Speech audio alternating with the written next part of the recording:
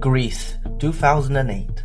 A plot was uncovered by the FSB during a hacking attempt on the telephone communication between the Greek and the Russian PMs, and was subsequently intercepted.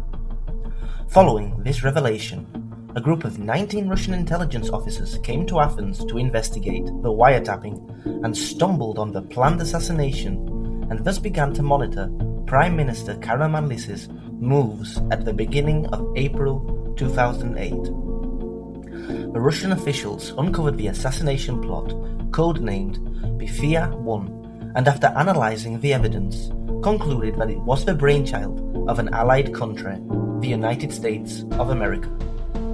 More specifically, the planned assassination would be carried out by a shady team of individuals and was directly linked to Karamanlis's pro-energy policies and tight relations with Russia, which the West and the other Greek allies did not approve of.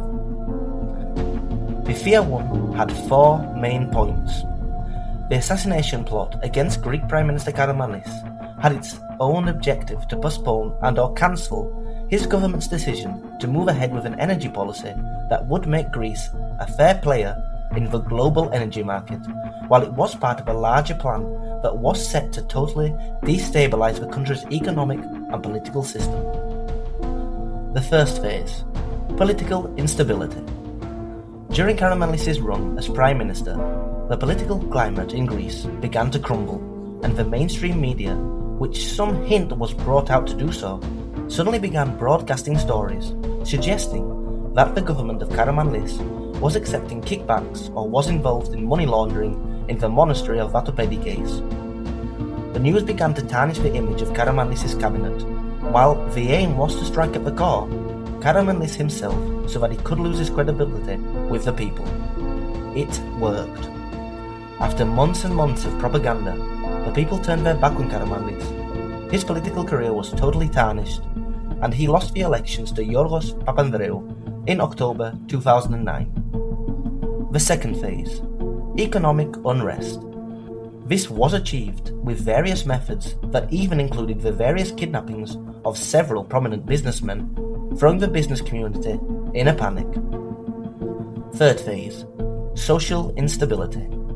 This was implemented with various forms of social unrest, including terrorist acts. The fourth phase, weakened foreign policy. Karamanlis's foreign policy began to suddenly show signs of weakening, and Greece began to suddenly lose ground with its allies. According to their findings, the probable attempt would have been made while the Prime Minister was en route to his office in Athens. The Russian team believed, because they tracked several unidentified vehicles following the former Premier's entourage all the way from his home in Rafina up to the Attica Road at the Olympic Stadium. The vehicle, according to the article, bore Greek license plates, but Russian intelligence agents later discovered that they were fake. The same sources note that at some point in their investigation, they even actually came face to face with a group of conspirators in the area of Nea Makri, and more specifically at the junction with traffic lights leading to the monastery of Agio Ephraim. The first vehicle they began to monitor was a van, the brand Toyota Hiace. While tracking the suspects, the Russian intelligence officers also tapped into their cell phones, which they used frequently to communicate with. The vehicle was also spotted on the Marathon Avenue at the height of Pekemi. The suspects claimed the FSB team were recording the speed procession of Karamanlis's car and at the same time monitoring the accompanying vehicles, the people escorting the PM, etc. At this particular intersection, the Russians identified a second vehicle type, the Ford Transit, which was blue. It bore Greek plates, however fake, and that they was also monitoring the former Premier's entourage both in the month of March and in the month of April 2008, or so magazine articles note. The Karamanlis's car route was apparently also being monitored in several other key areas. In the area of Kerfou in Geraka, near the Greek national television channel ERT, and in the area of AB Vasilopoulos, a supermarket in Cholargo. It was here that the Russian agents discovered a third vehicle, a 1995 to 1996 silver BMW with German license plates. The Russian agents said that the silver vehicle was perceived as being suspicious because at these particular junctions, the Ford Transit van reappeared and both vehicles were in direct contact with one another. The agents then said they also spotted the van in the above-mentioned areas, B and C, and they added that in June 2008, all three vehicles were spotted together monitoring Karamanlis' car in the area of Cholargos, near Veneromeni Street. The article also says that after keeping a watchful eye on the ex's PM's car, the Russian officials noticed that 4 males were also seen riding in the beige Toyota Hiace van, 3 in the Ford Transit, while the BMW always had 2 female passengers. The FSB also said that the suspects also came in contact with other supporting groups as well. When analysing the evidence, the Russian agents concluded that the suspects were not from the extreme left or various anarchist groups. In their report to their Greek counterparts, the Russian intelligence officers also said that the results of the cell phone tapping found that the suspects also spoke perfect Greek. Interestingly enough, when the 3 vehicles were detected together in the area of Cholargos, a further 2 suspects, young people, also appeared who were said to be of non-Greek origin and, according to the magazine, were British nationals. Between April 20th and 25th, 2008, in the area of Nea Makri, a controlled process of engagement took place that lasted almost 30 seconds between the Russian group and the suspects. This controlled process of engagement was carried out because the FSB had identified one of the vehicles, specifically the Toyota Hiace van, in this area. There were apparently 4 Russian agents involved in this engagement, while there were only 2 suspects noted in the van. The report said at this point that these 2 particular suspects were muscular and spoke perfect Greek, and decided to escape from the area and abandon the van using an enduro motorbike once they realized that they were being monitored. Russian authorities then examined the van and discovered a detailed record of the route used by the former Prime Minister. At the same time, they also found maps which marked the various intersections that the suspects had made with their surveillance of Karamanlis' car, as well as the meeting points of their support groups. Interestingly, the maps also concluded that Veneromeni Cholargos intersection, which was mentioned a little earlier. Shockingly, the FSB agents also uncovered another mysterious map outlining the parking lots of Kerfu and Goodies establishments on the Attiki Road. And in addition to this, they also found maps of the areas Agia Paraskivi, Chalandri, Cholargos and Pabagou. But there was more. The agents also found night observation equipment such as binoculars, explosive C4 materials and other such weapons, as well as Tukharev Kalashnikovs. Among the many other things they discovered, they also found camouflage materials, old and new, makeup such as eyeliners, unused hoods, and even women's clothing.